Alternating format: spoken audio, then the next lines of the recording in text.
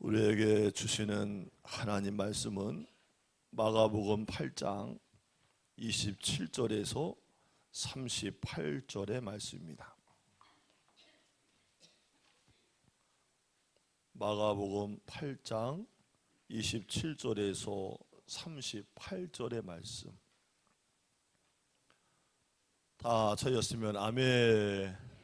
저랑 한 절씩 교독하시겠습니다. 예수와 제자들이 빌립보 가이사랴 여러 마을로 나가실새 길에서 제자들에게 물어 이르시되 사람들이 나를 누구라고 하느냐.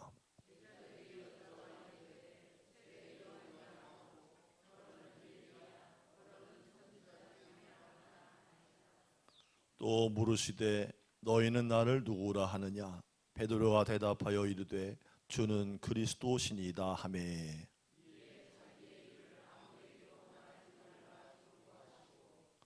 인자가 많은 고난을 받고 장로들과 대제사장들과 서기관들에게 버림받아 죽임을 당하고 사흘 만에 살아나야 할 것을 비로소 그들에게 가르치시되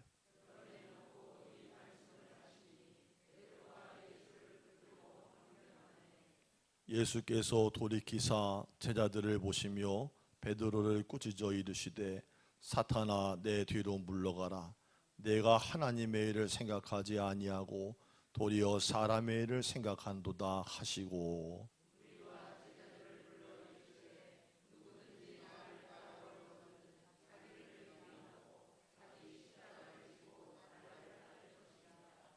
누구든지 자기의 목숨을 구원하고자 하면 잃을 것이요 누구든지 나와 복음을 위하여 자기 목숨을 잃으면 구원하리라.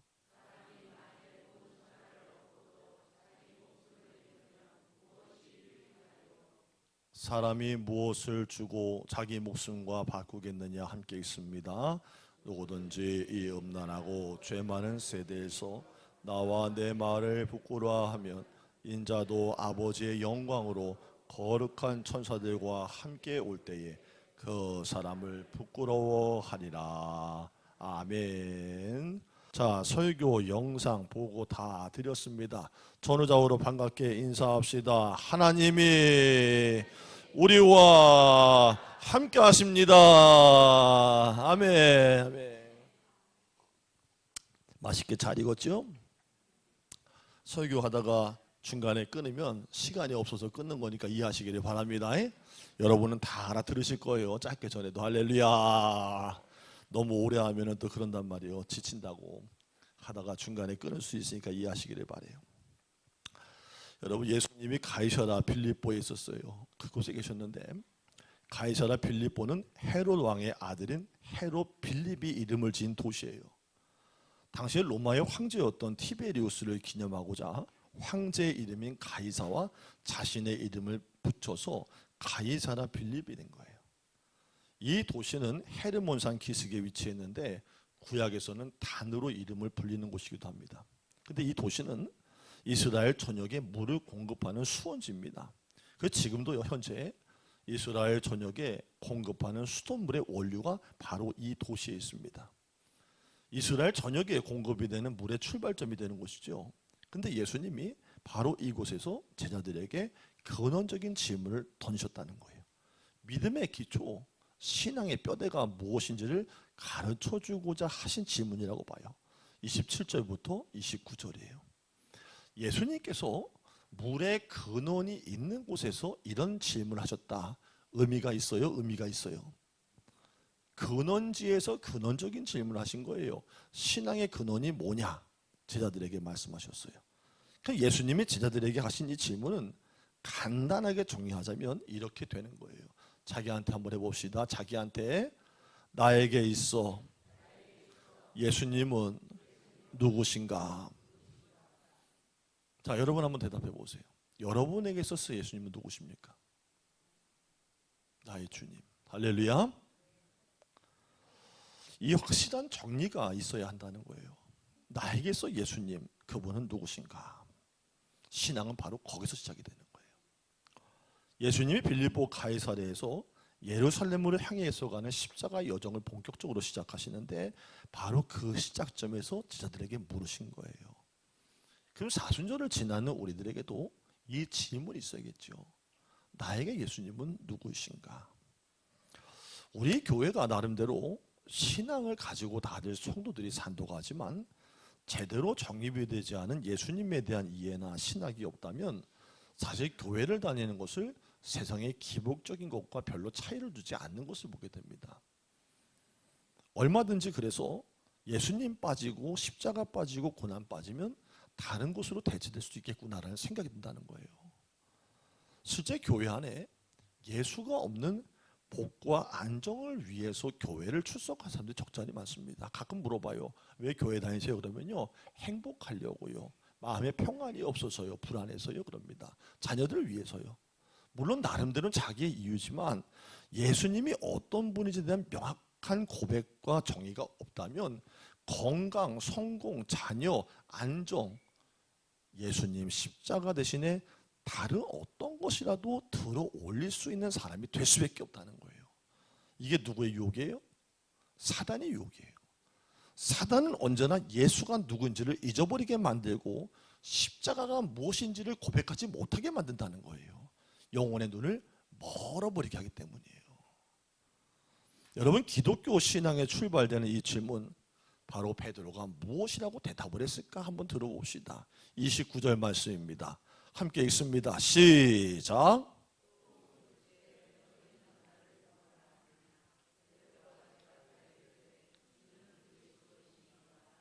아멘. 자, 여러분 아까 대답 못하신 분들 한번 같이 한번 해봅시다. 주는 그리스도이십니다. 아까 제가 물어볼 때 예수님 누구십니까? 나에게 그랬더니 대답 못하시는 분들 계세요. 예수님 나에게 아까는 뭐라 했어요? 속으로? 돈줄 되십니다. 할렐루야. 막 이러고 말이요. 그분 좋으신 분입니다. 멘토가 되십니다. 자기 생각을 말한단 말이에요. 근데 베드로가 정확한 고백을 드리는 거예요. 주는 그리스도이십니다. 이 말에 풀어서 말하면 예수님 나의 주인이시고 나의 구원자가 되십니다. 그러니까 주라는 것은 주인을 뜻하고 그리스도는 기름 부음을 받은 자라는 뜻이에요. 유대인들은 기름을 하나님의 영을 상징하는 것으로 여겼습니다. 그래서 왕과 제사장, 예언자들을 세울 때는 머리에다가 이것을 부었던 것입니다. 무엇을 부었어요? 기름 부었던 거예요. 즉 성령께서 함께 하시는 사람의 뜻인 거예요. 다른 말로 얘기하면 성령 충만한 사람, 성령의 지배를 받고 그 지시를 따르는 사람의 뜻이 되는 거예요. 그럼 기독교 신앙이란 과연 무엇이라고 할 수 있을까? 가장 먼저 예수님이 나의 주인이고 삶을 인도에 가시는 인도자가 되신다는 것을 인정하고 그 고백대로 삶을 살아내는 거예요. 이 안에 그 고백이 살아 있어야 한다는 거예요. 여러분, 일반적으로요, 서양 사람들이 서양 사람들이 이해하는 참된 그리스도인과 외식적인 그리스도인을 상징하는 열매가 있대요. 잘 들어보세요. 참 흥미로운 비유예요. 토마토하고 사과예요. 자, 왜 그럴까? 토마토는요, 겉이 빨개요. 그렇지요? 자, 속도? 토마토를 사 드시길 축복합니다.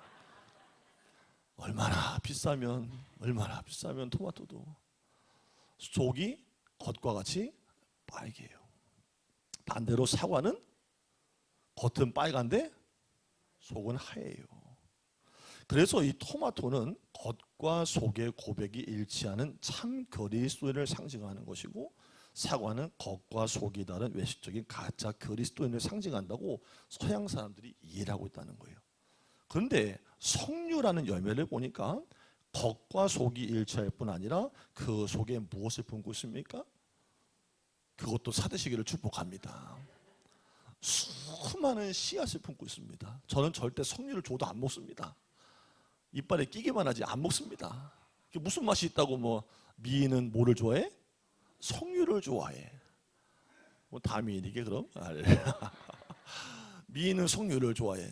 석류에는 씨가 엄청 많이 들어있어요. 씨는 뭐예요? 생명이에요. 생명이 그 안에 가득히 들어있다는 거예요. 결국에는 토마토, 사과, 그거와 비교한 데는 엄청난 차원이 있는 것이 바로 성류라는 거예요.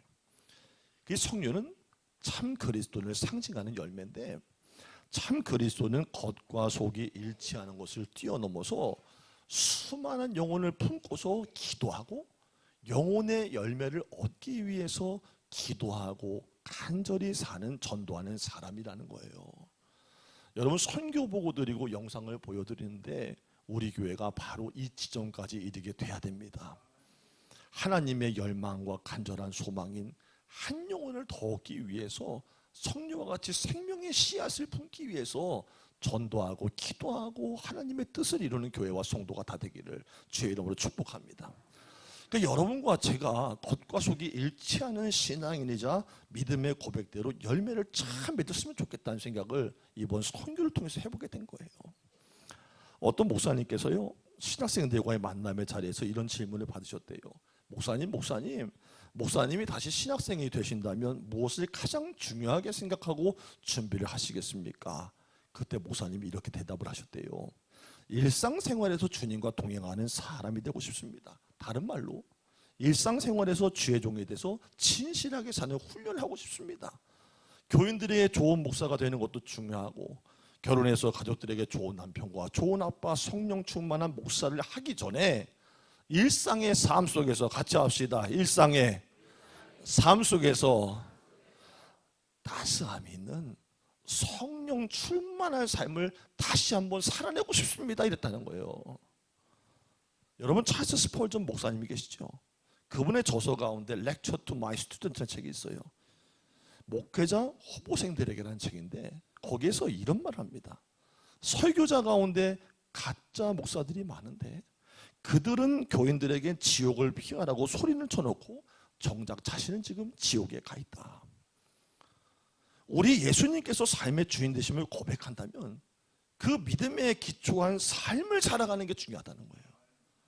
그렇지 않고 우리의 고백이 입술의 말만 풍성하다면 우리의 삶은 천국이 아닌 천국처럼 보이기만 하는 지옥일 뿐이라는 거예요. 근데 이것은 누구도 예외할 수 없는 진실인 것입니다. 심지어 이 자리에 서 있는 설교하는 목사도 마찬가지라는 거예요. 우리가 모두 그래서 믿음의 고백대로 살아야, 하나님의 지배를 받고 살아야, 성령의 인도를 받고 살아야 참 그리스도인의 열매를 맺을 수가 있게 된다는 거예요. 여러분, 선교사님 분들하고 저희하고 얘기를 막 많이 하거든요. 목회자한테 얘기를 다 해요. 속살을 보여주는 거예요. 선교제에 나가서 정말 오지에서 선교하고 수고하는 분들 많이 계시는데요, 그중 가운데도요 또한 그렇지 못한 분도 많아요. 선교하러 나갔는데 수십 년이 지나도 열매가 없고요, 되려 선교비를 받아가지고 성적으로 타락하고 바깥으로 돌고 눈속임하고 그런 분도 많다는 얘기예요. 그거 왜 그런 거예요? 종이 한 장 차이예요. 내가 성령님을 간절히 열망하면서 그분의 인도를 받고 살려고 애를 쓰고 삶이 변하든지, 눈가림하고 아웅하고서 선교비 받아가지고 대충 똑같이 살든지, 그 차이라는 거예요. 자기 자신부터, 이 자리에서 설교하고 있는 저부터가 그렇게 변화되고 알찬 열매를 맺어야 한다는 거예요. 자, 그럼 기독교 신앙이 뭐냐? 평생의 씨름하고 과업이에요. 마가복음 오늘 8장 30절 32절까지 예수님 말씀 앞에 내 생각과 감정을 철저히 내려놓는 거예요. 오늘 베드로는 예수님께서 주인 되시고 구원자 되신다고 고백을 합니다. 여기까지는 참 잘한 거예요. 자, 그런데 그 다음에 어떻게 됩니까?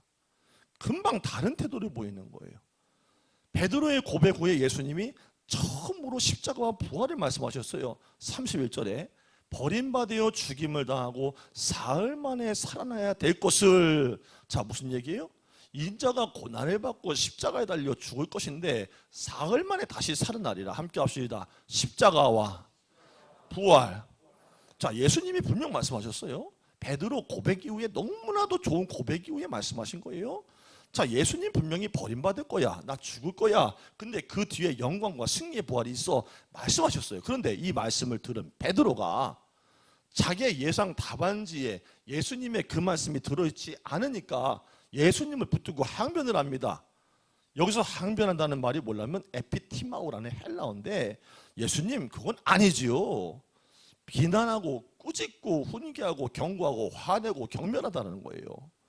베드로는 예수님을 주인으로 구원자라고 고백은 했지만 예수님께서 자신의 생각과 기대와 다른 말씀을 하시자 예수님의 말씀을 자기 기준과 생각으로 판단하고 맞지 않는다고 바깥으로 밀어낸 거예요.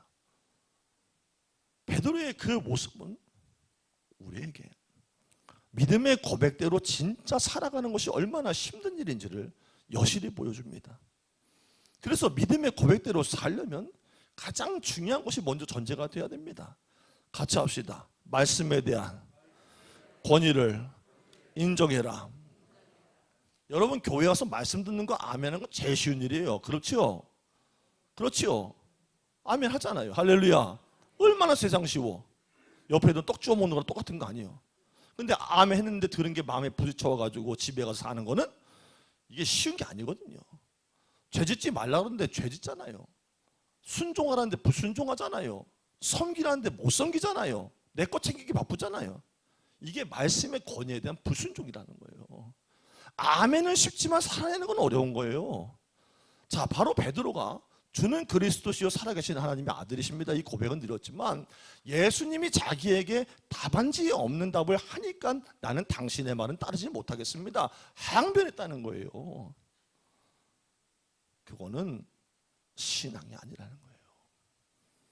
예수님 말씀이 내 마음에 부딪혀 올 때 같이 한번 해줍시다. 말씀이 내 안에 부딪혀 올 때 순종하는 게 신앙입니다. 이 고난주간 사순절을 지나는 의미는 뭐냐면 자기를 부인하고 내려놓는 과정을 가는 거예요. 여러분 이게 어려워요. 자기를 부인한다? 자기 십자가를 진다? 자기 마누라 남편 앞에서도 내가 틀린 거 잘못된 것도 인정하기도 어려운데 그렇지요? 또 나만 그렇게 해봐요. 또 잘못했으면 뭐라 그래야 돼요? 내가 잘못했네. 할렐루야. 내가 잘못한 거네. 인정을 했는데 어떻게 해요? 뭐라면 내가 아까 그거 이제 내가 나만 그러나? 자네 그때 더 했어. 이러기 바빠 죽겠는데 무슨 예수님 말씀까지 순종하자는 거예요. 고난주간 사순절에는 죽는 거예요. 죽는 거. 자, 그러면 죽으면 죽음으로 끝나냐? 인자가 고난을 받고 십자가에 죽은 다음에 다시 사흘 만에 살아나리라. 자, 구원의 과정이 어떻게 이루어집니까? 죽어야 사는 거예요. 죽어야 열매를 맺는 것입니다. 우리들이 선교하는 모든 과정은 사실 주의 영광을 위해 죽어지는 거예요.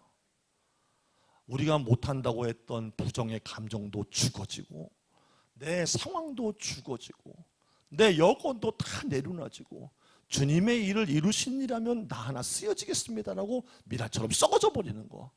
그 일을 통해 교회가 세워지고 영원히 살아나게 되는 것입니다.